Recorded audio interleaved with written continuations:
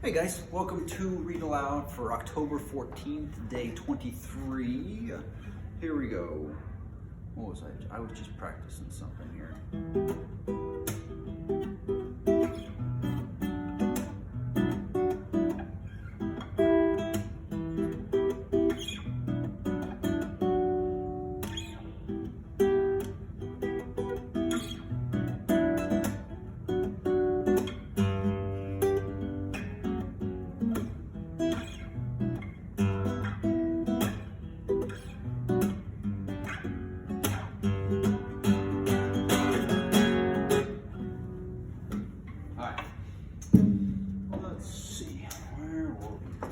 We're starting to get to another one of my favorite parts. There's so many favorite parts in here, but I think we're going to start going to Mirkwood soon.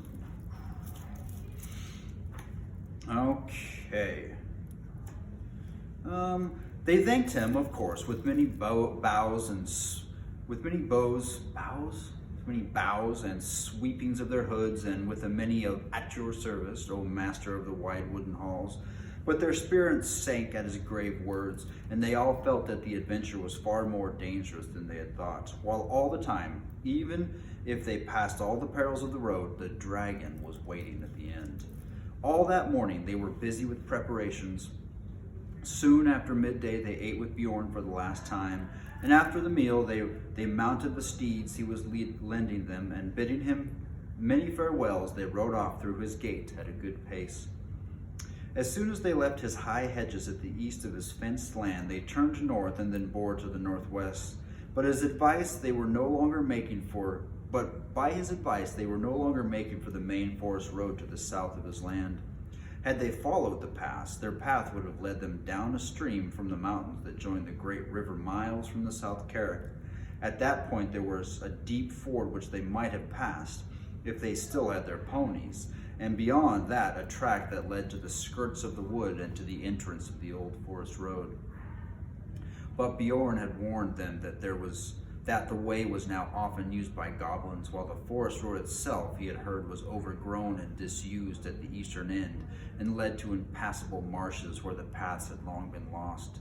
Its eastern opening also had always been far to the south of the lonely mountain, and would have left them still with a long and difficult northern march when they got to the other side. North of the Carrick, the edge of Mirkwood drew closer to the borders of the great river, and through the mountains too drew down nearer. Bjorn advised them to take this way, for at a place a few days' ride due north of the Carrick was the gate of a little-known pathway through Mirkwood that led almost straight towards the lonely mountain. The goblins, Bjorn had said, will not dare to cross the great river for 100 miles north of the Carrick, nor come near my house. It is well protected at night. But if I should ride fast, for if they make their raid soon, they will cross the river to the south and scour all the edge of the forest so as to cut you off, and wargs run swifter than ponies. Still, you are safer going north, even though you seem to be going back nearer to their stronghold, for that is what they will least expect, and they will have the longer ride to catch you. Be off now, as quick as you may. That is why they were now riding in silence, galloping wherever the ground was grassy and smooth, with the mountains dark on their left, and in the distance the line of the river with its trees drawing ever closer. The sun had only just turned west when they started, and till evening it lay golden on the land about them. It was difficult to think of pursuing goblins behind, and when they had put many miles between them and Bjorn's house, they began to talk and to sing again, and to forget the dark forest path that lay in front. But in the evening, when the dusk came on and the peaks of the mountains glowed against the sunset, they made a camp and set a guard, and most of them slept uneasily with dreams in which came the howl of hunting wolves and the cries of goblins. Still, the next morning dawned bright and fair again, and there was an autumn-like mist white upon the ground, and the air was chill. But soon the sun rose red in the east, and the mists vanished, and while the shadows were still long, they were off again. So they rode now for 2 more days, and all the while they saw nothing save grass and flowers and birds and scattered trees, and occasionally small herds of red deer, browsing or sitting at noon in the shade. Sometimes Bilbo saw the horns of the hart sticking up out of the long grass, and at first he thought they were the dead branches of trees, that third That third evening they were so eager to press on, for Bjorn had said they should reach the forest gate early on the fourth day, that they rode still forward after dusk and into the night beneath the moon.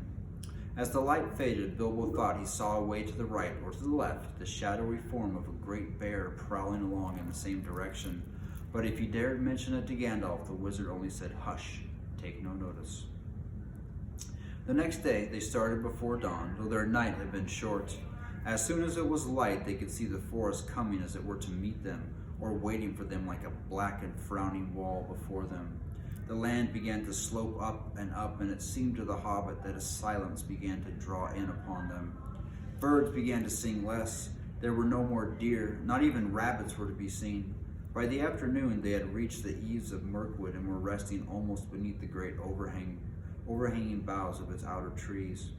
Their trunks were huge and gnarled, their branches twisted, their leaves were dark and long. Ivy grew on them and trailed along the ground.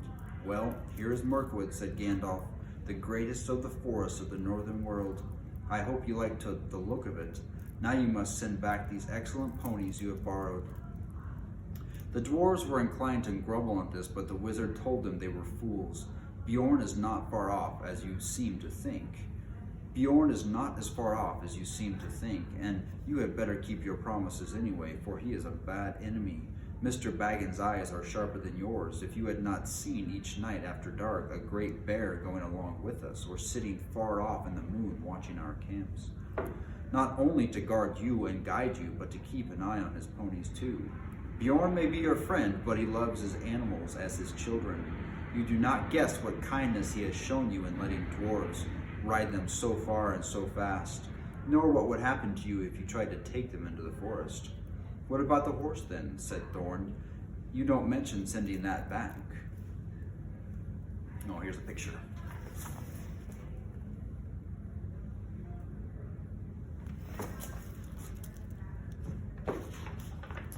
"I don't, because I am not sending it." "What about your promise then?" "I will look after that. I am not sending the horse back. I am riding it."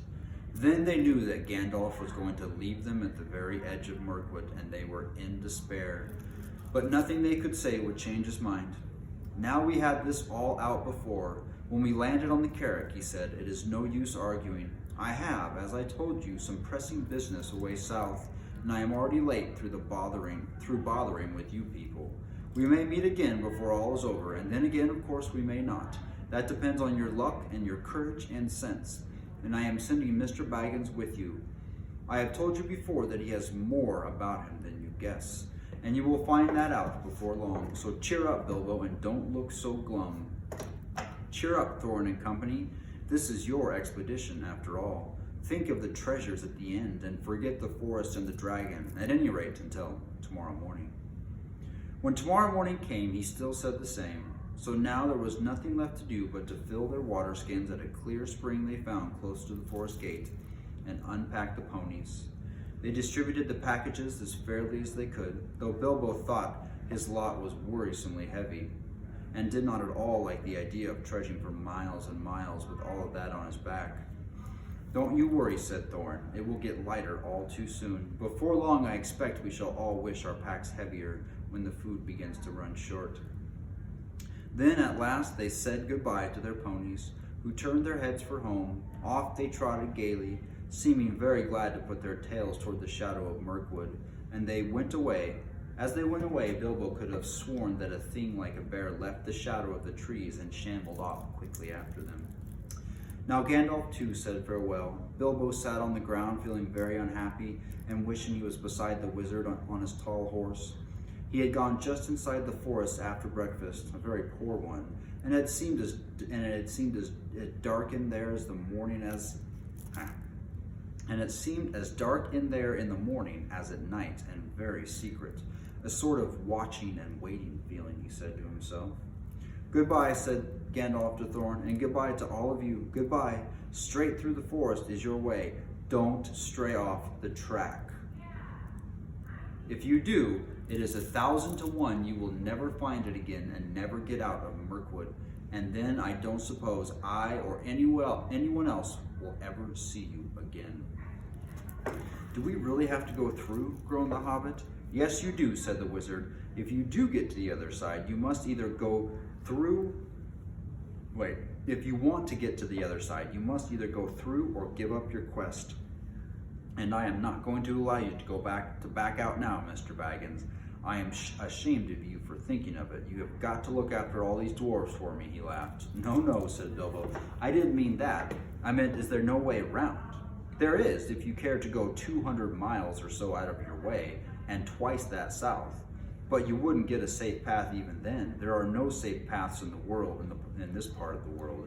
Remember, you are over the edge of the wild now, and in for all sorts of fun wherever you go.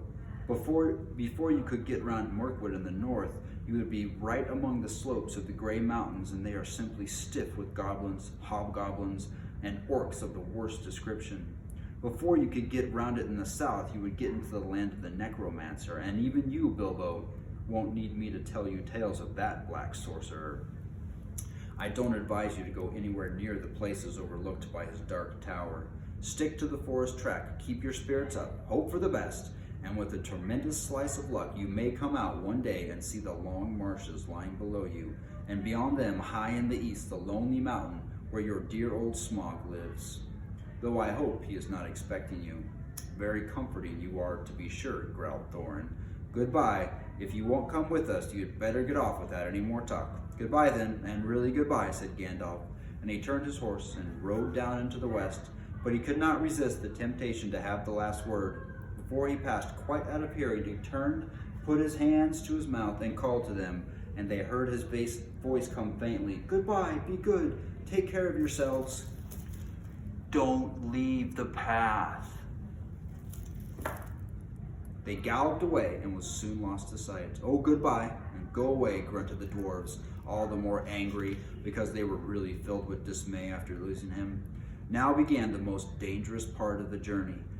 They each shouldered their heavy pack and the water skin which was their share, and turned from the light that lay on the lands outside and plunged into the forest. That is the end of the chapter. Tomorrow we'll start chapter 8, Flies and Spiders.